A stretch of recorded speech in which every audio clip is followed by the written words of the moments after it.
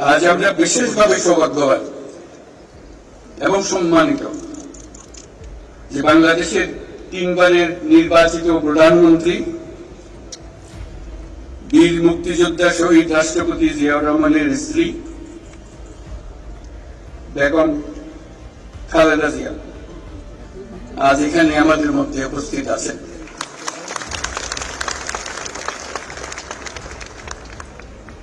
এক যুগ ধরে তিনি এই মহাসম্মেলনে অংশগ্রহণ করার সুযোগ পান নাই, আজকে সুযোগ পেয়েছেন। আমরা সবাই আনন্দিত এবং গর্বিত যে আমরা এই সুযোগ দিতে পেরেছি আপনাকে।